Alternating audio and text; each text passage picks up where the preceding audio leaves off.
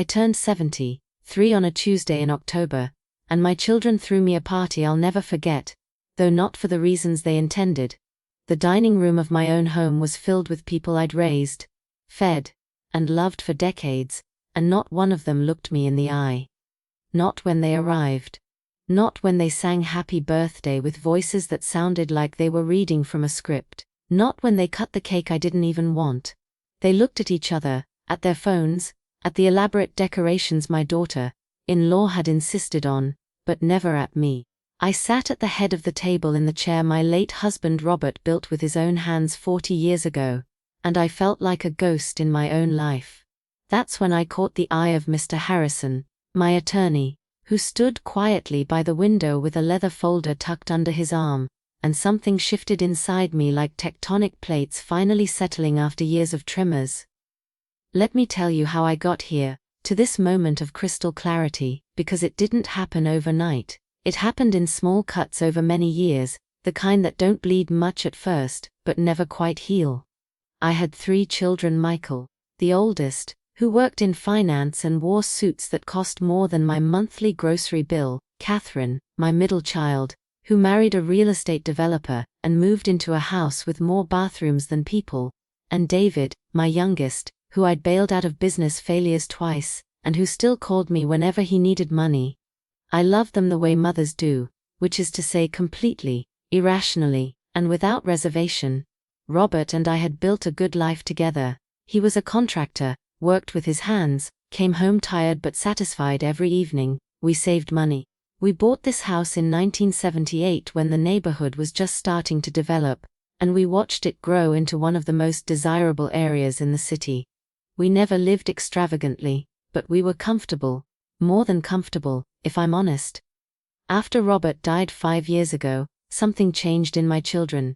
At first, I thought it was grief expressing itself strangely, this new attention they paid to my finances, my health, my plans for the future. Michael started asking about my will during Sunday dinners. Catherine would drop by with her husband Preston, and they'd walk through the house like they were appraising it, commenting on how much the neighborhood had changed, how valuable the property had become. David, sweet David with his puppy dog eyes, would tell me about his latest venture, and how he just needed a little capital to get it off the ground, and didn't I want to invest in my own son's dreams? I told myself they were worried about me. I told myself they wanted to make sure I was taken care of. I told myself a lot of things that weren't true because the truth was too painful to look at directly. The first real crack appeared 8 months ago. I was having coffee with my friend Margaret, and she asked me, very carefully, if I'd thought about protecting my assets. She'd just been through something similar with her own children, she said, and she wished someone had warned her earlier. I laughed it off. My children loved me. They couldn't, be circling like vultures waiting for me to die. But Margaret's words planted a seed of doubt that grew roots in the dark soil of small observations I'd been ignoring. Like how Michael had started bringing documents for me to sign, always when I was tired, always explaining them in that fast, talking way that made my head spin. Like how Catherine had suggested, more than once, that I should add her name to my bank accounts, just to make things easier, she said, in case anything happened to me. Like how David had asked if I'd considered selling the house and moving into a senior living facility, somewhere smaller, more manageable, and he knew a real estate agent who could help. I went to see Mr. Harrison on a Wednesday afternoon in March. He'd handled Robert's estate, and I trusted him. I told him about my children's sudden interest in my finances, about the documents Michael kept bringing, about Catherine's suggestions, about David's schemes. Mr. Harrison listened with the kind of attention that made me feel like my concerns weren't silly or paranoid. Then he asked to see the papers I'd signed. I brought them the following week, a stack of documents I'd barely read, trusting my own son to have my best interests at heart. Mr. Harrison went through them slowly, his expression growing darker with each page. When he finally looked up at me, I saw something in his eyes that made my stomach drop. "Mrs. Patterson," he said, using my formal name in that way lawyers do when the news is bad, "these documents have essentially transferred significant control of your assets to your children. You've signed over power of attorney to Michael, added Catherine as joint owner on your primary bank account, and co-signed a loan for David using your house as collateral. The room tilted. I gripped the arms of the chair and tried to breathe. I hadn't understood what I was signing. Michael had explained them as just precautionary measures and standard estate planning. Catherine had said it was just to make banking easier for me. David had promised the loan was a sure thing and I'd never be liable. I'd trusted them because they were my children, and you're supposed to be able to trust your children. Mr. Harrison's voice was gentle but firm. We need to act quickly, he said. We need to reverse as much of this as possible and protect what's left. I felt like I was drowning, like the air in the office had turned to water. My own children had been systematically positioning themselves to take everything Robert and I had built. They hadn't waited for me to die. They'd started carving up my life while I was still living it. The next few months were a blur of legal maneuvers and careful strategy. Mr. Harrison worked quietly, filing paperwork, making calls, building a case. He advised me to act normal, to not let on that I knew what was happening. It was one of the hardest things I've ever done, sitting at Sunday dinners while Michael talked about market investments he wanted to make with our money. Smiling while Catherine redecorated my living room without asking, because she wanted the house to show better when the time came. Listening to David's excited plans for his new business that would definitely pay me back this time. I felt like I was watching a play where I knew the ending but the actors didn't. Mr. Harrison discovered more than I'd even suspected. Michael had been transferring money from my accounts into investment portfolios in his name. Catherine and Preston had already contacted architects about renovating the house after I moved out. David had defaulted on the loan, and the bank was preparing to foreclose on my home. I cried a lot during those months. I cried for the children I thought I'd raised, who wouldn't do something like this. I cried for Robert, grateful he didn't live to see it. I cried for myself, for being so naive, so trusting, so stupid. But Mr. Harrison told me I wasn't stupid. I was a mother who loved her children, and they had exploited that love. There's a special kind of cruelty in that, he said, and the law does provide remedies. We built our case methodically, evidence of financial elder abuse, documentation of exploitation, proof of fraud and undue influence. The pieces came together like a terrible puzzle I never wanted to see completed. Mr. Harrison filed a lawsuit against all 3 of my children and froze the contested assets. He negotiated with the bank to halt the foreclosure. He worked with a forensic accountant to trace every dollar that had been taken. And then he suggested something that felt both terrible and necessary. Your birthday is coming up, he said. Let them throw you that party they've been planning. Let them think everything is normal. And I'll be there, with everything we need to make this right. So there I sat on that Tuesday in October, surrounded by children who'd stopped seeing me as a person, and started seeing me as an inheritance. They'd decorated elaborately because they were performing for each other, proving they were the dutiful ones, the caring ones. Catherine had hired a photographer, which should have been touching but felt like documentation for a future narrative. Michael had given a speech about family and legacy that rang hollow as a cracked bell. David had presented me with a painting he'd borrowed against my house. They sang to me and smiled at me and celebrated me, but they didn't see me. They saw a problem that was taking too long to resolve itself, an obstacle between them, and what they felt entitled to. I could see it in their eyes during the brief moments they did glance my way. Not love, not even affection, just impatience and calculation. After the cake was cut and distributed, Michael cleared his throat in that way he did when he was about to present something important. Mom, he said, we have something we need to discuss with you. Catherine and Preston moved closer, flanking me like sentries. David pulled his chair around until they'd formed a semicircle, trapping me at the head of the table. We've been talking, Michael continued, and we think it's time to have a serious conversation about your living situation. I felt my heart hammering but kept my face neutral. Catherine jumped in with her rehearsed compassion voice. Mom, you're not getting any younger, and this house is just too much for you. Preston has found a wonderful assisted living facility, very upscale. You'd have so much company.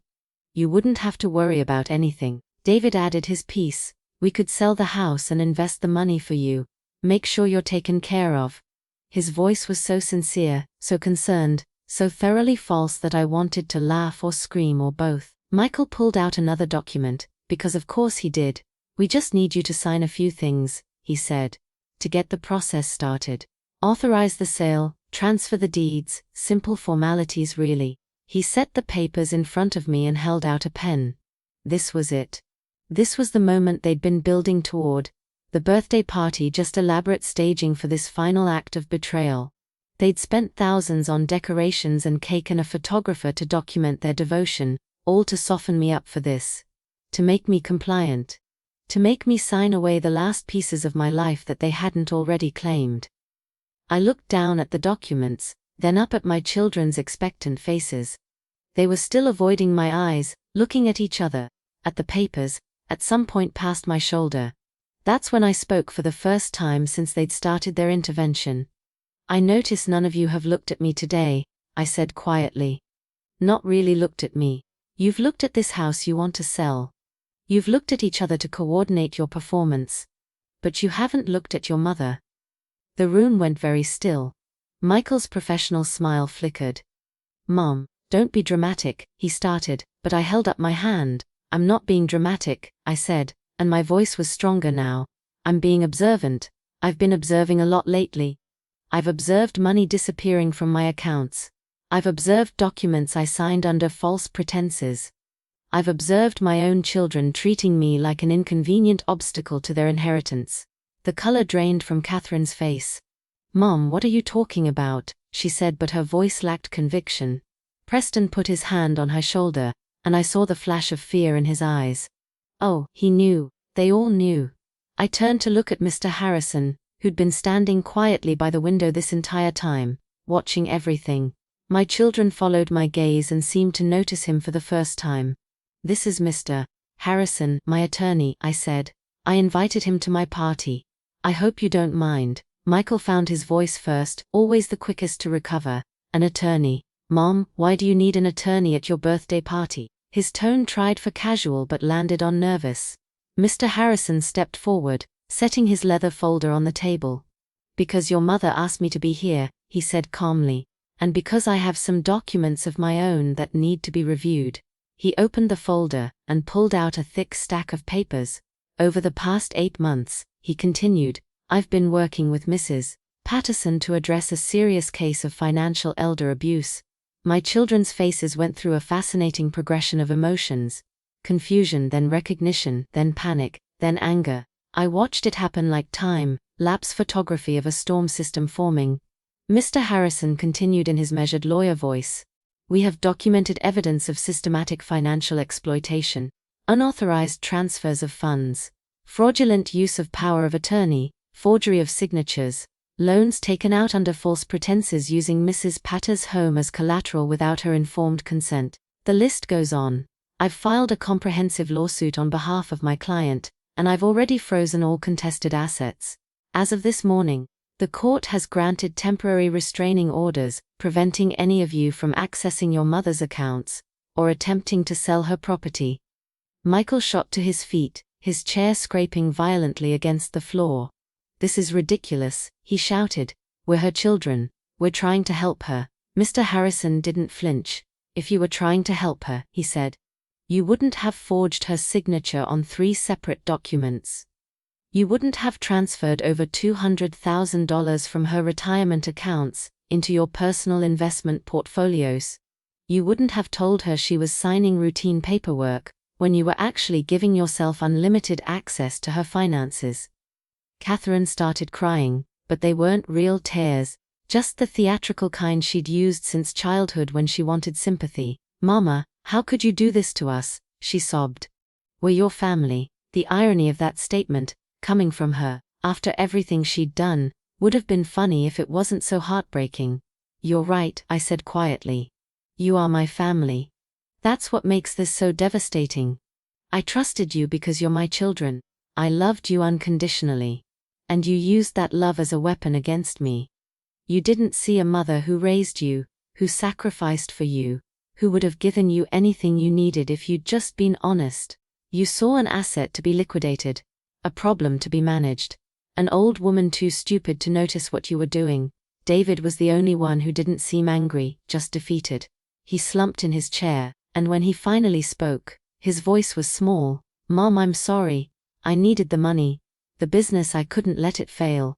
At least his confession had a grain of truth in it, which was more than the other two were offering. "I know, David," I said. "I know you needed money. But you used my house, the house your father built, as collateral without telling me. You were willing to let me lose my home to save your business. That's not love. That's not family. That's just using someone until there's nothing left." Mr. Harrison placed another document in front of me. "This is a revised will," he said. "I suggest you sign it now, in front of witnesses. It removes your children as beneficiaries and places your estate in a trust that will go to various charities upon your death. It also explicitly disinherits anyone who has participated in financial abuse against you." I picked up the pen, the same pen Michael had tried to hand me minutes earlier to sign away my life. My hand was steady. I signed my name slowly, clearly, on every page that required a signature. The photographer Catherine had hired was still there, and in a moment of poetic justice I hadn't planned, she captured it all, me signing the new will. My children's faces as they realized what was happening. The death of their carefully laid plans. When I finished, I set the pen down and looked at my children, really looked at them, maybe for the first time in years. I saw them clearly now, without the distorting lens of maternal love. Michael, always so certain of his intelligence, who thought he was smarter than everyone else. Catherine, who'd married money and forgotten what it meant to earn something. David, weak and perpetually failing, always looking for someone else to solve his problems. These were adults I'd raised, but I couldn't recognize them anymore. "You can go now," I said. "All of you. This is my house and I want you to leave." "But Mom," Catherine started and I cut her off. "Don't," I said. "Don't call me Mom like it means something. You gave up the right to that word when you decided I was worth more to you dead than alive." Michael tried one more time, straightening his tie like armor. "You're making a mistake," he said, trying to regain his authority. "You're old, and you're confused, and you're going to regret this. When you're gone alone in this big house with no one to take care of you, you'll wish you'd listened to us." I smiled, and it felt good to smile genuinely for the first time in months. "I'd rather be alone with my dignity," I said, "than surrounded by people who see me as a bank account. Mr. Harrison will see you out. Don't come back unless invited. And for the record, I'm not confused at all. I'm clearer now than I've been in years." They left, finally, taking their righteous indignation and their shattered plans with them. Preston dragged Catherine out, while she sobbed about how ungrateful I was. Michael stormed out with threats about challenging the will. David lingered the longest, looking like he wanted to say something, but in the end, he just left quietly. The house felt bigger once they were gone, but not emptier. If anything, it felt fuller. Like I could breathe properly for the first time in years. Mr. Harrison helped me clean up the remains of the party, the decorations that suddenly looked garish, the half-eaten cake that tasted like ashes. "We're not done yet," he said as he stacked plates. "The lawsuit will take time. They'll probably contest the new will. There will be hearings and depositions and uncomfortable revelations. Are you prepared for that?" I nodded. "I'm prepared for whatever comes," I said, "because I know who I am now. I'm not their victim. I'm not their meal ticket. I'm just me, and that's enough." The legal battles did come, just as Mr. Harrison predicted. My children hired their own lawyers and fought viciously. They told terrible stories about me, claimed I was senile, incompetent, unduly influenced. They painted themselves as devoted children being manipulated by a predatory attorney. But the evidence didn't lie. The paper trail was clear. The forensic accounting was damning. One by one, their claims fell apart under scrutiny. The judge, a woman about my age who'd probably seen cases like this before, was not sympathetic to their arguments. The final ruling came down 6 months after my birthday party. The court found in my favor on every count. Michael was ordered to return every penny he'd taken, with interest. Catherine lost her claim to any joint accounts. David's loan was declared fraudulent, and my house was free and clear. More than that, the judge included a strongly worded condemnation of their actions in her ruling. calling it a betrayal of the most fundamental family bonds. My children were also ordered to pay my legal fees, which had been substantial. Harrison told me it was one of the most comprehensive victories he'd seen in an elder abuse case. I expected to feel triumphant, but mostly I just felt sad. Sad for the family we could have been. Sad for the children who'd lost their way so completely. Sad for all the years I'd have to live without them in my life. Because that was the reality now. We were done. After the ruling, Michael sent a formal letter through his attorney stating he would comply with the judgment but wanted no further contact. Catherine and Preston moved to another state without saying goodbye. David called once, late at night, drunk and crying, saying he was sorry, but his sorry was the kind that wanted forgiveness without change, and I didn't have that to give him anymore. I changed my phone number. I updated my security system. I made sure they couldn't just show up at my door. Mr. Harrison had warned me that sometimes, after losing in court, people get desperate or vengeful. But my children didn't come back. They simply erased me from their lives as efficiently as they'd tried to erase my agency over my own life. Margaret asked me once if I regretted it, burning down my relationship with my children to save my dignity and my estate. We were having coffee again, like we'd been that day she'd first warned me. I thought about it, really thought about it. Did I regret protecting myself from people who were hurting me? Did I regret refusing to be a victim? Did I regret standing up for myself even when it meant losing my children? No, I told her. I don't regret it. I regret that it was necessary. I regret raising children who could do such things. I regret not seeing it sooner. But I don't regret saving myself. She squeezed my hand across the table, her eyes bright with tears. Good, she said. Because you deserve better than what they gave you. I've rebuilt my life in the 2 years since that birthday. It's smaller now, quieter, but it's mine. I volunteer at the library twice a week. I've taken up painting, something I always wanted to do but never had time for when I was raising 3 children who'd grow up to betray me.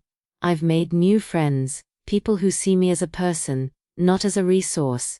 I travel when I want to, modest trips but meaningful ones. I saw the ocean for the first time in 20 years last spring, stood on a beach in Maine, and let the wind whip my hair and felt gloriously alive. I've even started dating, if you can call it that at my age. There's a widower named Frank who comes to the library, and we've had dinner a few times. He makes me laugh. He asks about my life. He looks at me when I talk. It's revolutionary being seen. The house feels different now. Robert's chair is still at the head of the table, but I've redecorated the rest. New curtains, new paint, new memories to replace the old ones. I'm making this space mine in a way it hasn't been since Robert died, maybe in a way it never was. I've accepted that my children won't be part of my future. They made their choices, and I made mine. I don't spend much time thinking about what they're doing now, whether they've learned anything, whether they ever feel remorse. That's not my burden to carry anymore. I've forgiven myself for trusting them, for being blind to their intentions. I've forgiven myself for the years I lost to their manipulation. What I won't do is forget, because forgetting would dishonor the hard-won peace I've found. Sometimes late at night, I do think about them as children. Michael at 6, so proud when he learned to read. Catherine at 8, dancing in the backyard in her favorite dress. David at 5, crying because he'd stepped on a snail by accident. Those children did exist once, I didn't imagine them. But somewhere along the way, they grew into people I don't recognize, people who could look at their mother and see only $signs. I mourn those lost children the way I'd mourn anyone who died, because in a sense, they did. The people who took their places might share their names and faces, but they're strangers to me now. Last month, I updated my will again. Everything goes to charity when I die. Split between organizations that help abused elders and programs that teach financial literacy. I like the symmetry of that, turning my children's greed into something that helps others. Mr. Harrison handled it all, and when we finished signing the documents, he looked at me with something like pride. "You've come a long way, Mrs. Patterson," he said, "from that first day in my office when you could barely believe what was happening to you." "I have," I agreed. "I've learned that family isn't always blood. Sometimes family is a lawyer who fights for you when your own children won't. Sometimes family is a friend who warns you to protect yourself. Sometimes family is a widower at the library who brings you coffee exactly the way you like it. Family is who shows up for you, who sees you, who treats you like you matter. And by that definition, I have more family now than I did when my children were still in my life. On my 75th birthday, I had a small party, just Margaret, Frank, Mr. Harrison and his wife, and a few other friends I've made. We ate cake and laughed and told stories, and everyone looked at me when I spoke. Everyone saw me. It was everything my 73rd birthday wasn't, and I felt a peace I hadn't known was possible. As I blew out the candles, I didn't wish for my children to come back, or for things to be different. I wished for more days like this one, surrounded by people who chose to be there, who wanted to celebrate me as a person, not mourn me as an obstacle. I wished for continued strength to live this life I'd fought so hard to reclaim.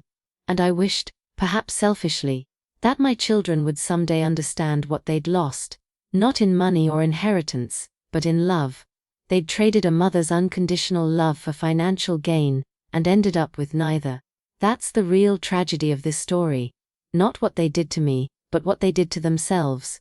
When I look back now at that October afternoon, at that moment when I sat surrounded by strangers wearing my children's faces, I see it as the moment I chose myself. I looked at my lawyer instead of my children, and in that look was a decision to survive, to fight, to refuse victimhood even when the people victimizing me were the ones I'd given life to. It would have been easier to give in, to sign their papers, to let them shuffle me off to some facility while they divvied up my life. It would have been easier to keep pretending everything was fine, that their love was real, that family meant what I'd always believed it meant. But easy isn't always right, and sometimes the hardest thing you'll ever do is save yourself from the people you love most. I did that. I'm still doing it every day. And while I wouldn't wish this journey on anyone, I can say with absolute certainty that I'm proud of who I've become through it. I'm not a victim. I'm not a fool. I'm not someone who can be used and discarded. I'm a woman who knows her worth, who will protect herself, who understands that love without respect is just manipulation wearing a mask. And I'm finally, after all these years,